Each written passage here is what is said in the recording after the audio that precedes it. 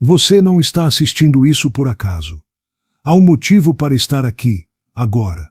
Talvez porque algo em você silencioso, mas constante, carrega marcas invisíveis que o mundo não vê. Talvez porque em meio ao ruído da vida, há uma parte de você que reconhece essa frase como um espelho. O comportamento das pessoas que sofreram demais na vida. Quem sofreu não esquece. O corpo lembra. A alma guarda. A memória se manifesta não apenas como lembrança, mas como forma de estar no mundo. É sobre isso que vamos falar. Sobre aqueles que caminham sorrindo com cicatrizes abertas, que ajudam os outros, mas mal se sustentam por dentro.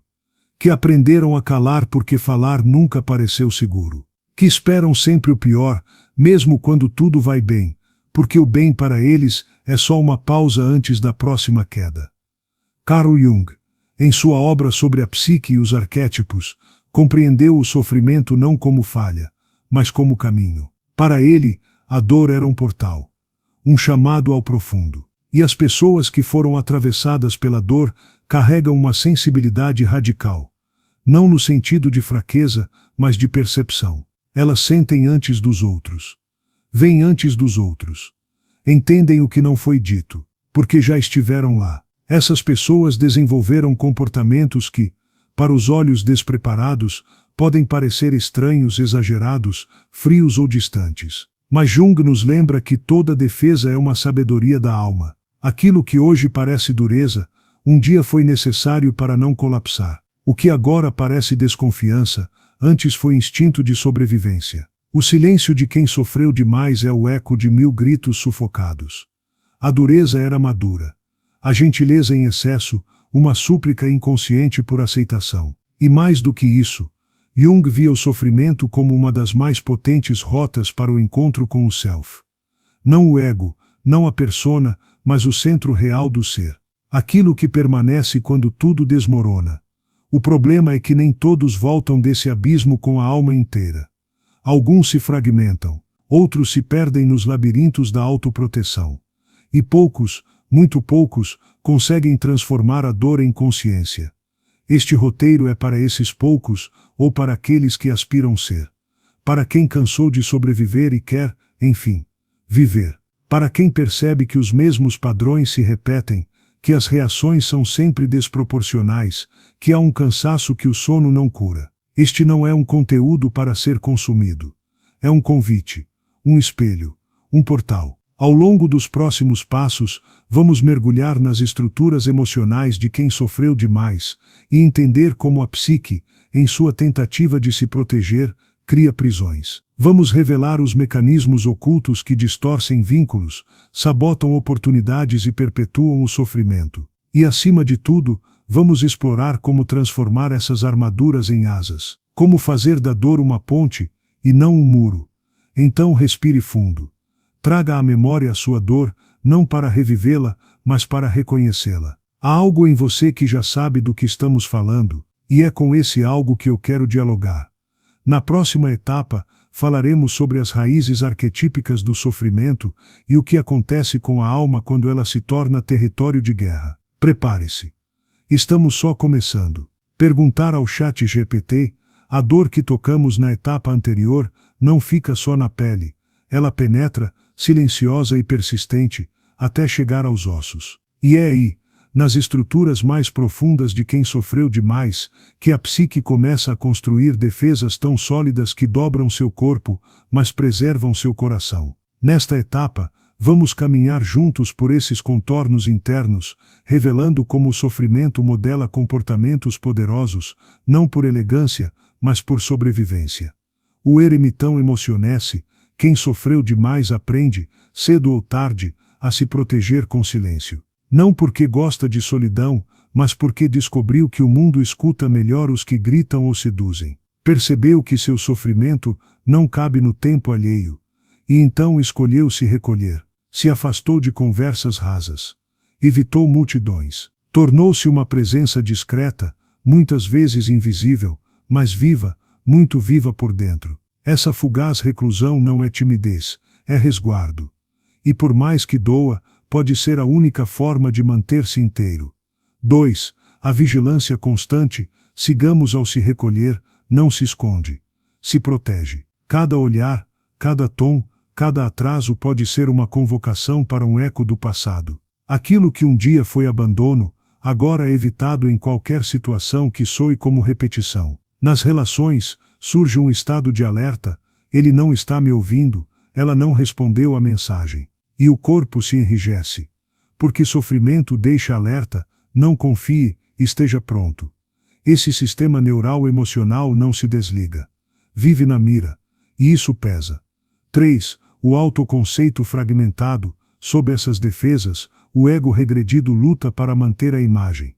Quem sofreu demais carrega em si uma vozinha interna, crítica, severa, exigente. Se a vulnerabilidade aparece, ela critica, você está fraco. Se a raiva finda, censura, você não deveria sentir isso.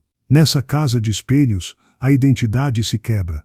Quem sou eu, além destas angústias? O que valho sem elas? Jung diria que esse fragmento emocional se torna um complexo, uma parte da psique carregada de dor e comandando sem transparência. E quem sofre demais, vive sob esse comando invisível. 4. O vínculo por carência ou esquiva. Na etapa anterior, falamos de recolhimento. Agora falamos dos modos de se relacionar e o que complexifica. Aquele que sofreu demais busca, ora com necessidade, ora com medo, interação humana. Pode se apegar obsessivamente, suplicante, na ilusão de que, sendo indispensável, será preservado. Ou se afasta radicalmente, como se demonstrar necessidade fosse convite ao abandono. Relações se tornam zonas de risco, ou me vão amar demais, e eu vou me perder, ou vão me abandonar, e eu vou desaparecer. Jung diria que esse comportamento é um reflexo do inconsciente coletivo somático da dor. 5. O ritual emocional inconsciente. Por fim, quem sofreu cria rituais, gestos silenciosos para manter o controle. Ficar sem dormir, por ver a vida passar. Trabalhar demais para ser visto. Cumprir tarefas sem sentido para preencher o vazio. Esses comportamentos, aparentemente normais, são mágicas cotidianas que selam a ferida emocional. São as coleiras que prendem quem sofreu demais e, ao mesmo tempo, os mantêm vivos. Porque o vazio, quando enfrentado sem preparo, clama por danos maiores. Cada uma dessas barreiras é reflexo de quem teve que endurecer para não ruir. Mas endurecer não é ser forte, é colocar um escudo diante de si. E quem o usa vive suspenso, parte para proteger, parte para esconder. O próximo passo, então, não é destruir estas defesas, mas compreendê-las e ressignificá-las. E se você está sentindo que essas barreiras ecoam na sua história, considere inscrever-se no canal. O que vem a seguir é um mapa de como transformar cada uma delas, uma a uma, sem desmoronar. Porque a reconstrução começa onde o silêncio se abre. Você já se perguntou por que certos cenários se repetem na sua vida, como se você estivesse condenado a uma peça cujo roteiro você não escreveu, mas do qual é sempre o protagonista? Por que situações de rejeição, abandono ou humilhação aparecem de novo, mesmo com pessoas diferentes, lugares distintos, fases novas? Carl Jung nos oferece uma chave perturbadora: aquilo que não enfrentamos em nós mesmos, nos encontraremos como destino. Na psique de quem sofreu demais, a dor cria um palco. E esse palco se torna um mundo. Os personagens mudam, mas o drama é o mesmo. Uma traição antiga se repete em cada relação. Um abandono da infância é encenado em cada nova despedida. O que não foi digerido se repete, não por crueldade do universo, mas por necessidade da alma. Repetir é uma tentativa inconsciente de resolver o que permanece em aberto. Jung chamava isso de compulsão à repetição do complexo. Não é racional. Não é escolha consciente. É impulso invisível. É como se algo em nós moldado pela dor, buscasse reviver o trauma na esperança inconsciente de, desta vez, ter um final diferente. Mas sem consciência, o final é sempre o mesmo. Veja, a criança que cresceu num lar onde sua dor foi ignorada, onde chorar era sinal de fraqueza ou incômodo, torna-se o adulto que minimiza suas emoções. E se envolve com pessoas que fazem o mesmo. Recria, sem perceber, o cenário da infância. A menina, que nunca foi acolhida quando teve medo, hoje se sente envergonhada por pedir ajuda. O menino que foi ridicularizado por errar, hoje se sabota antes de tentar. Tudo isso parece personalidade. Mas é memória. Memória do corpo. Memória da alma. E isso molda comportamentos sutis. A busca incessante por aprovação. O medo paralisante de conflitos. A incapacidade de dizer não sem culpa. O impulso de salvar os outros para merecer amor. O isolamento emocional disfarçado de independência. Tudo isso são estratégias que um dia serviram para proteger, mas hoje aprisionam. Jung via essas repetições não como falhas, mas como mensagens, sinais do inconsciente clamando por reintegração. Ele nos ensinou que a sombra, aquilo que rejeitamos em nós, não desaparece. Ela espera. E quando encontra brechas, atua. O comportamento de quem sofreu demais é, muitas vezes, a sombra em movimento, medo de ser rejeitado, mas ao mesmo tempo sabotando relações, vontade de ser visto, mas evitando qualquer exposição. É o teatro da psique, o eu que quer e o eu que teme. E por que é tão difícil romper esse ciclo? Porque a dor inicial criou não só feridas, mas crenças. Eu não sou suficiente. Eu tenho que ser perfeito para ser amado. O mundo é perigoso. Se eu mostrar quem sou, serei rejeitado. Essas crenças não são pensamentos. São estruturas emocionais. Elas moldam a percepção. Criam filtros. E tudo o que vemos passa por elas. Romper o ciclo, então, não é apenas agir diferente. É sentir diferente. É permitir-se acessar a raiz. Sentar-se diante da dor, não com julgamento, mas com escuta. E isso, sim, exige coragem. Porque o maior medo de quem sofreu demais não é reviver a dor. É perceber que construiu a vida inteira para evitá-la. E que talvez isso tenha custado a própria alma. Mas aqui reside o paradoxo da cura: só quando enfrentamos a dor é que ela para de nos dirigir. Só quando paramos de fugir é que deixamos de repetir. Jung dizia que o sofrimento se torna destino apenas quando não é confrontado com consciência. E o próximo passo desta jornada é exatamente isso. Aprender a reconhecer os fios invisíveis que guiam os nossos comportamentos, para então começar a tecer uma nova trama. Na próxima etapa, vamos explorar como as emoções reprimidas se tornam sintomas e como o corpo se torna cúmplice da alma ferida. O palco vai se ampliar. E talvez pela primeira vez você veja o que realmente está em cena. Há dores que a alma não sabe como expressar com palavras. Então ela grita através do corpo. E esse grito, muitas vezes, é confundido com nervoso, cansaço, problema físico, quando na verdade é a psique pedindo socorro por não aguentar mais calar. Carl Jung compreendeu profundamente o que hoje a psicossomática moderna também confirma: o corpo fala o que o inconsciente sofre. Ele dizia que a doença é o esforço que a natureza faz para curar o homem. Parece contraditório, mas observe, quando a mente está fragmentada, quando o trauma permanece entucado, o corpo é obrigado a expressar essa ruptura. Ele se torna o espelho da alma dividida. Pessoas que sofreram demais carregam no corpo os registros daquilo que a mente preferiu esquecer. O aperto no peito constante pode não ser apenas ansiedade, mas a memória de uma infância sufocada. A tensão no maxilar, uma raiva contida que nunca pôde ser dita. A dor lombar, o peso de responsabilidades assumidas cedo demais. As crises de pânico, o colapso de um sistema emocional sobrecarregado por anos tentando dar conta. A psique não esquece. O corpo menos ainda. E aqui entra uma verdade desconfortável. Muitas dessas dores não são resolvidas com analgésicos. Porque a origem não está no músculo, mas na emoção. A dor física se torna o santuário de um trauma emocional jamais acolhido. E por isso, quem sofreu demais tende a viver em estado de hipervigilância corporal, não porque quer, mas porque o corpo aprendeu a carregar o que a mente não suportou. É como se cada célula guardasse uma lembrança não dita. E cada sintoma fosse um mensageiro vindo dizer: você ainda não olhou para isso. Jung chamava isso de processo simbólico da doença. O sintoma é um símbolo, um chamado. E a cura começa quando paramos de silenciar os mensageiros e começamos a decifrar sua linguagem. Mas como fazer isso? Primeiro, abandonando a lógica da cura imediata. O corpo não é uma máquina quebrada. Ele é um altar vivo da psique. Curar não é apagar o sintoma, é entender o que ele representa. Pergunte-se: o que meu corpo está tentando me contar que eu ainda não quis escutar?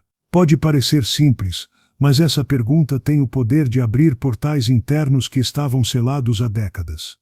Depois, é necessário desacelerar, criar espaços de escuta, silêncios intencionais, porque a dor não se revela no barulho do cotidiano, mas nos intervalos, no momento em que o controle cede lugar à presença.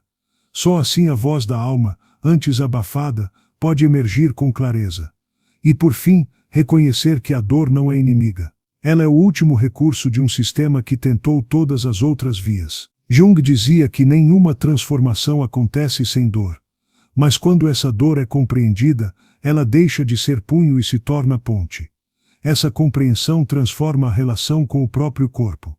De algo a ser domado, ele se torna um aliado. Um mapa sutil que, quando decifrado, conduz ao mais íntimo de si.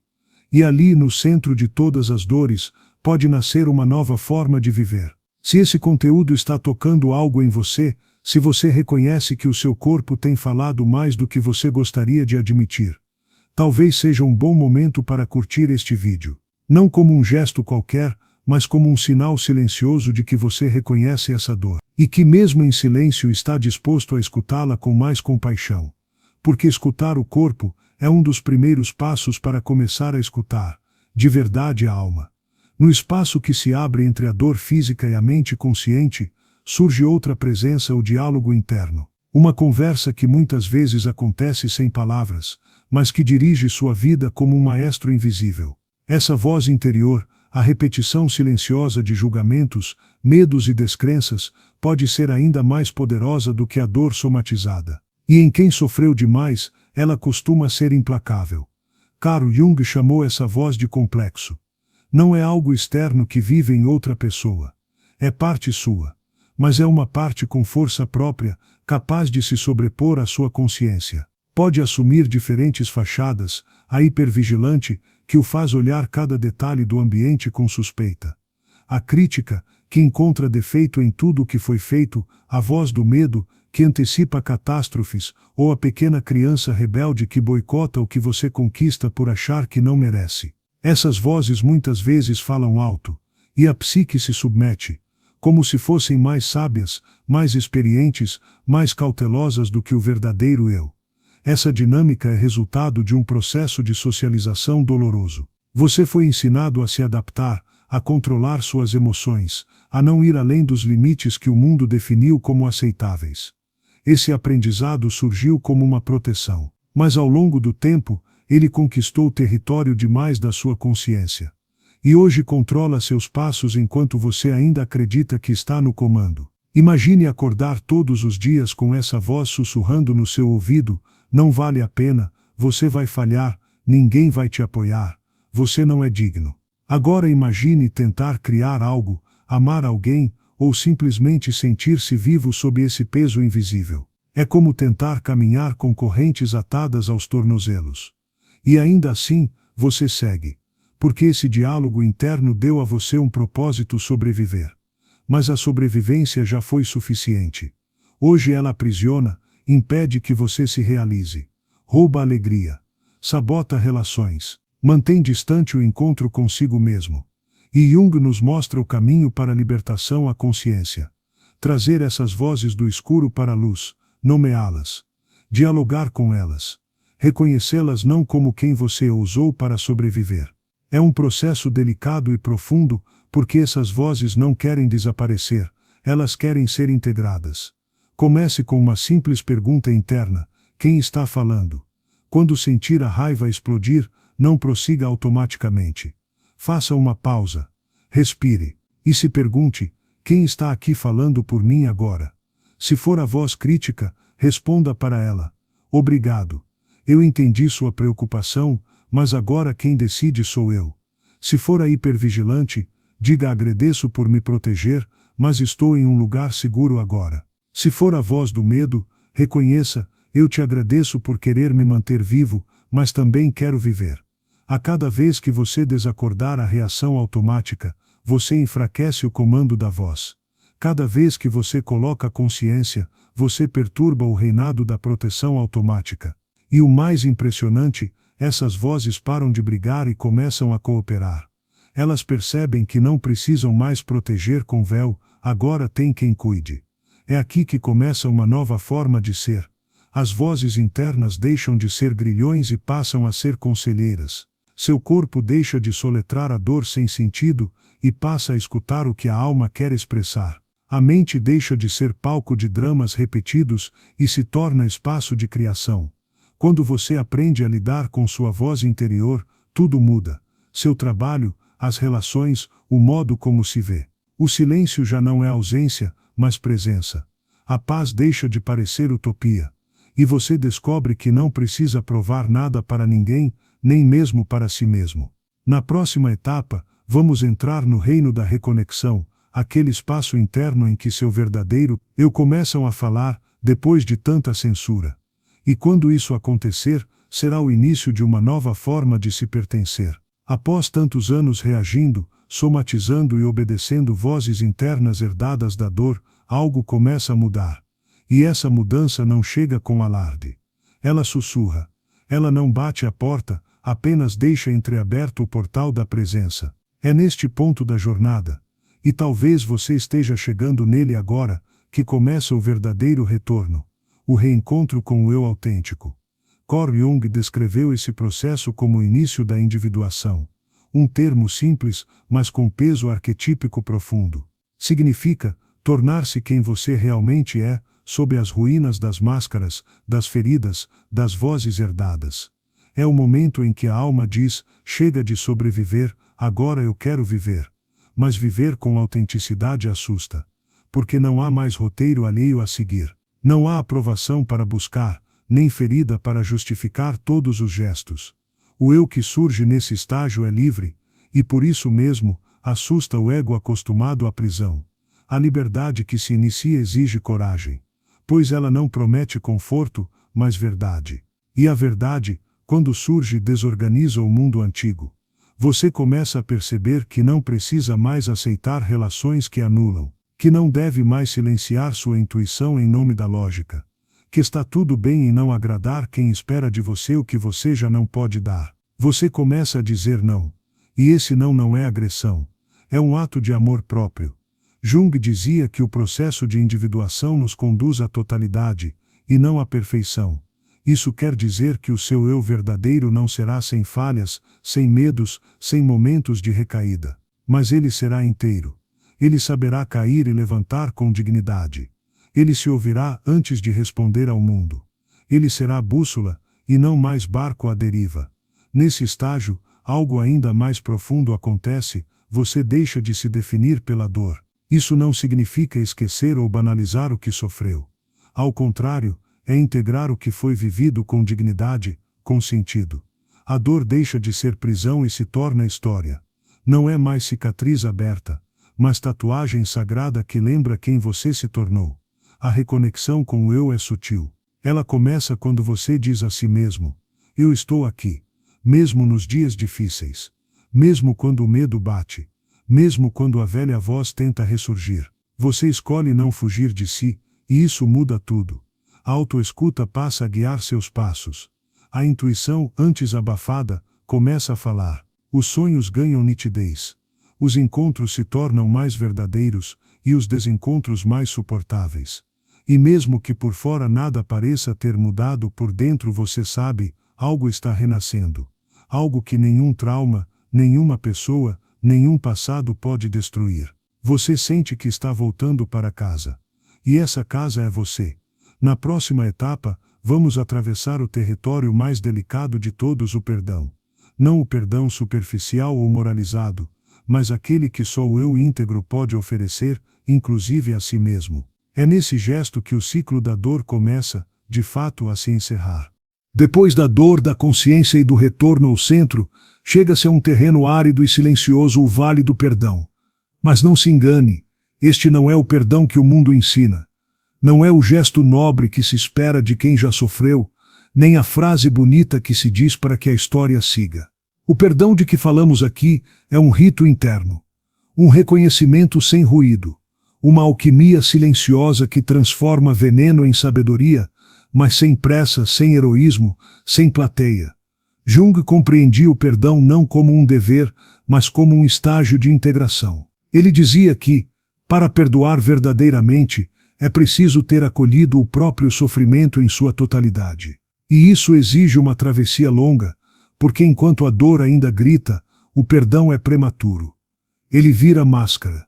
E mais uma máscara não cura, apenas encobre. Aqueles que sofreram demais na vida carregam feridas que não pedem justificativa, pedem escuta. Algumas delas foram deixadas ali por figuras que deveriam ser porto, pai, mãe, irmãos, amantes, amigos. Outras foram abertas pelo tempo, pelo abandono, pelo destino. E há ainda aquelas que nem se sabe de onde vieram. Apenas doem, e sua presença se anuncia em cada medo de repetição, em cada sabotagem, em cada relação onde o amor parece exigir renúncia de si. Perdoar, então, não é esquecer o que aconteceu. É lembrar sem querer punir. É olhar para a memória e dizer, sim, aconteceu. E doeu, mas eu não carrego mais esse acontecimento como se fosse o meu nome. Esse tipo de perdão é raro, porque exige que você saia da posição de vítima, não por negação do que sofreu, mas por honra ao que sobreviveu. É um gesto que não pede desculpas nem cobra arrependimento. Porque entende que, muitas vezes, quem feriu não tem sequer consciência da profundidade da dor que causou. Perdoar, portanto, é libertar-se da necessidade de justiça emocional. É dar fim ao julgamento que mantinha você acorrentado à mesma cena, repetida 1000 vezes no teatro da mente. É permitir que o outro siga, mesmo que nunca peça perdão. Mas, acima de tudo, é permitir-se seguir, mesmo que ainda doa um pouco, mesmo que o perdão não venha completo. Há também o perdão mais difícil, aquele que você deve a si mesmo. Pelo que permitiu, pelo que calou, pelo que não conseguiu proteger, por ter se perdido tantas vezes tentando ser aceito, por ter se culpado por coisas que não controlava. Esse é o perdão que cura de verdade, porque é ele que limpa o espelho em que você se olha. É ele que reescreve o olhar sobre sua própria história. E quando esse olhar muda, o mundo muda. Talvez neste momento algo tenha mexido dentro de você. Talvez uma lembrança tenha surgido, uma emoção antiga tenha ganhado voz. Se sentir que pode, compartilhe nos comentários. Às vezes escrever é o primeiro passo para libertar aquilo que esteve preso demais por dentro. E às vezes, alguém lendo suas palavras se reconhecerá e saberá que não está sozinho. Na próxima etapa, vamos falar sobre o que nasce após o perdão, a reconstrução do vínculo consigo mesmo. A relação mais sagrada de todas. A que define a forma como você existirá no mundo daqui para frente. Após o silêncio que o perdão oferece, algo começa a se reerguer das ruínas interiores, a relação consigo mesmo. E é aqui talvez que se encontre o verdadeiro milagre da jornada. Porque não há cura mais profunda do que aprender a conviver com a própria alma. Não como quem tolera, mas como quem celebra. Não como quem observa de fora, mas como quem volta para casa depois de séculos de exílio. Carl Jung dizia que a solidão não vem por não termos pessoas ao nosso redor, mas por não sermos capazes de conversar com quem vive dentro de nós. E essa verdade reverbera com ainda mais força nos que sofreram profundamente. Porque o sofrimento nos separa de nós. Ele cria um abismo entre o que fomos e o que nos tornamos. E muitas vezes, a dor ocupa tanto espaço que acreditamos que ela é quem somos. Reconstruir esse vínculo, portanto, não é um gesto espontâneo. É um ofício, um ritual cotidiano, um aprendizado de intimidade consigo, talvez o mais difícil e o mais sagrado de todos. Começa quando você para de fugir do espelho. Não apenas do espelho físico, mas daquele espelho interno onde se reflete tudo o que foi rejeitado, distorcido ou mal compreendido. Você começa a olhar, com honestidade, mas também com gentileza. E isso é novo, porque por tanto tempo você foi seu maior juiz. Toda falha era uma sentença. Todo erro uma prova de inadequação. E todo desejo de ser aceito por alguém era, no fundo, um desejo desesperado de ser aceito por si. Neste estágio, você aprende a escutar. E escutar-se é mais difícil do que parece. Porque sua mente ainda pode repetir padrões, ainda pode tentar proteger-se com fuga, ainda pode reproduzir as vozes daqueles que um dia te feriram. Mas no fundo começa a surgir outra voz, uma voz mais profunda, quase ancestral, uma parte sua que estava calada, mas viva.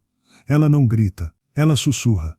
E o que ela diz é simples, mas transformador: eu estou aqui. A reconexão com o eu também passa pelo corpo. Porque é nele que habita a memória mais fiel das dores e dos silêncios. Começa quando você percebe que sua ansiedade não é apenas mental, ela é física, é respiração presa, é ombro tenso, é mandíbula travada. Começa quando você se permite tocar o próprio peito e dizer: está tudo bem sentir. Começa quando você dança, quando chora, quando ri, sem censura. E o corpo começa a acreditar que pode ser um lar, e não uma trincheira. Esse vínculo também exige disciplina. Não a disciplina do açoite, mas a do cuidado. Você começa a escolher com quem anda, o que lê, o que consome, o que permite entrar pela porta do seu tempo e da sua mente. Porque sabe que tudo isso influencia no que você se torna. Você se cerca de beleza, busca silêncio, evita o ruído, e começa a construir um território interno onde o eu pode florescer, sem medo de ser arrancado. Neste estágio, você começa a experimentar a autonomia emocional. Já não reage como antes. Já não depende tanto da validação externa. Já não corre atrás de respostas. Porque aprendeu a estar consigo. E quando se está consigo, a solidão deixa de ser um castigo e passa a ser um templo. Você começa a reconhecer seus ritmos. Sabe quando precisa parar. Sabe quando precisa avançar. Sabe quando está se abandonando de novo, e consegue voltar antes de se perder por completo. Essa é a verdadeira sabedoria, não evitar a queda, mas saber como voltar depois dela. E talvez o mais bonito de tudo é que você começa a se amar, não de um amor narcísico ou performático, mas de um amor silencioso, firme, que se traduz em cuidado, em presença, em escolha. Você se escolhe, mesmo quando ninguém mais o faz, mesmo quando o mundo parece cego para o seu valor. Na próxima etapa, vamos falar sobre o impacto dessa reconstrução nas suas relações, como o vínculo consigo mesmo transforma a forma como você ama, se conecta e se protege. Porque quando o eu está em paz, o outro deixa de ser ameaça, e passa a ser um espelho mais nítido, não mais um campo de batalha. Quando você volta a si, tudo muda. Mas o que muda primeiro não é o mundo, é o modo como você o enxerga. As relações, sobretudo, passam a ter um sabor diferente. O que antes era guerra, agora pede diálogo. O que era carência se torna escolha. E o que era apego, finalmente se revela como medo. Porque no fundo muitas das relações que mantivemos ao longo da vida foram extensões da nossa ferida, e não da nossa liberdade. Carl Jung ensinava que enquanto não tornarmos consciente o que nos move, chamaremos de destino aquilo que é apenas repetição. E esse é o drama de muitos que sofreram. Refazem vínculos dolorosos com novas máscaras. Um pai ausente vira um parceiro emocionalmente inacessível. Uma mãe crítica surge como um chefe que desvaloriza. O trauma da infância se perpetua nos afetos da vida adulta, até que a consciência interrompa o ciclo. E é nesse ponto da jornada, após o reencontro com o próprio eu, que algo verdadeiramente revolucionário acontece. Você começa a ver o outro como ele é, e não como projeção do que faltou. Começa a amar a partir da abundância, não da carência. Começa a escolher quem fica, não por medo da solidão, mas por reconhecimento da alma. As relações antigas que sobreviveram à sua transformação, elas mudam também. Porque você já não ocupa o mesmo papel. Não está mais disponível para ser o salvador, o agradador, o mediador da dor alheia. E isso causa rupturas, mas também purifica. Porque quem te ama de verdade, aprende a amar sua versão mais inteira. E quem só sabia amar sua ferida, naturalmente se afasta. Você também para de romantizar o caos. Já não acha bonito o amor que queima. Já não se sente atraído por quem te desafia a se perder. Começa a desejar outra coisa. Paz, reciprocidade, verdade. Começa a entender que amor sem respeito é apenas apego disfarçado. Que química sem segurança é adrenalina, não intimidade. E que estar com alguém não deve custar a si mesmo. Essa clareza se estende para todas as esferas. Nas amizades, você passa a valorizar quem sustenta sua verdade, não apenas quem ri com você. No trabalho, já não tolera ambientes que pedem que você se sufoque para se encaixar. Na família, entende que o amor não pode ser usado como chantagem emocional, e aprende a dizer não sem culpa. Mas talvez o mais belo dessa etapa seja perceber como o amor próprio se torna espelho para os outros. Sua forma de se tratar ensina os outros como te tratar. Sua forma de se proteger inspira os outros a fazerem o mesmo. Sua forma de se relacionar com o mundo passa a ser referência silenciosa para quem ainda está perdido. E claro, há perdas. Porque algumas pessoas não sabem amar quem se ama. Sentem-se ameaçadas quando você se cuida. Se incomodam com sua luz. Mas isso já não te abala como antes. Porque você entende que a perda de alguém que não respeita sua cura não é tragédia. É libertação. Você também passa a ser mais compassivo. Porque já não enxerga o sofrimento dos outros como algo a ser carregado, mas como algo a ser testemunhado com respeito. Você escuta sem absorver, ajuda sem se apagar, e ama sem se perder. Neste ponto, sua presença muda. Há uma firmeza doce no seu olhar, uma delicadeza forte na sua fala. Você inspira sem forçar, e sua calma se torna resistência silenciosa num mundo que tenta te desestabilizar a todo custo. Na etapa final, falaremos sobre o que nasce dessa nova existência, a missão. Porque quem sobrevive à dor, reencontra o eu e transforma as relações, está pronto para algo maior. Não como missão messiânica, mas como expressão natural de uma alma que, ao curar-se, torna-se fonte de cura. Vamos até o fim juntos. Chegamos à última etapa desta travessia. E se você veio até aqui, é porque algo dentro de você se recusou a aceitar uma existência apenas reativa, marcada pelo trauma. Porque há uma parte em você, talvez ainda ferida, talvez ainda frágil, que mesmo assim nunca deixou de buscar sentido. E é essa parte que agora falamos. Não com promessas vazias, mas com a certeza de quem já viu a escuridão por dentro e voltou com os olhos cheios de estrelas. Carl Jung dizia que aquilo que não enfrentamos em nós mesmos, encontraremos como destino. Mas o reverso também é verdadeiro. Aquilo que acolhemos em nós transforma nosso destino em missão. Porque a dor, quando não mais nos define, nos orienta. E aquilo que um dia foi ferida, se torna cicatriz sagrada, marca viva de um caminho que poucos têm coragem de trilhar. E quando o eu se torna inteiro, surge uma pergunta inevitável. O que faço com essa inteireza? E é aí que nasce o verdadeiro propósito. Não como meta de produtividade ou prestígio, mas como consequência natural de uma alma desperta. O propósito, então, deixa de ser algo a se buscar, e se revela como aquilo que você é, quando já não precisa mais fingir, agradar ou esconder. Talvez você se descubra curando outros, não porque deseja ser salvador, mas porque conhece o caminho da dor. Talvez encontre beleza em criar, em ensinar, em ouvir, ou em simplesmente existir com presença. E onde quer que vá, você não leva doutrinas, mas presença. Não evangeliza, mas acolhe. E sua simples existência se torna testemunho de que é possível viver diferente. Você vai perceber, com o tempo, que não precisa de grandes feitos para fazer diferença. Às vezes, sua serenidade num ambiente hostil é a cura.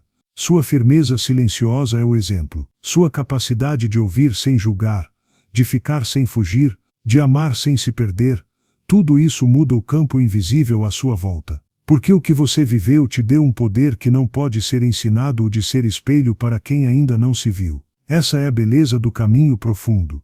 Ele não te afasta do mundo.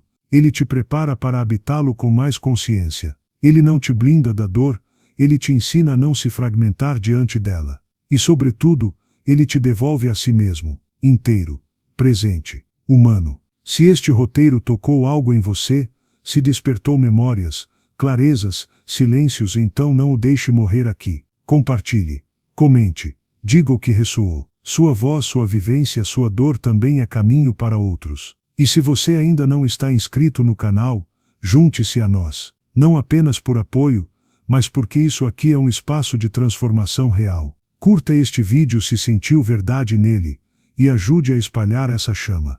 No fim das contas, a jornada da dor à cura não é sobre voltar a ser quem você era antes de sofrer. É sobre tornar-se quem você nunca pôde ser por causa da dor. E se você chegou até aqui, saiba, você está cada vez mais perto de ser exatamente isso. Obrigado por existir. Obrigado por resistir. E acima de tudo, obrigado por sentir. Nos encontramos no próximo mergulho.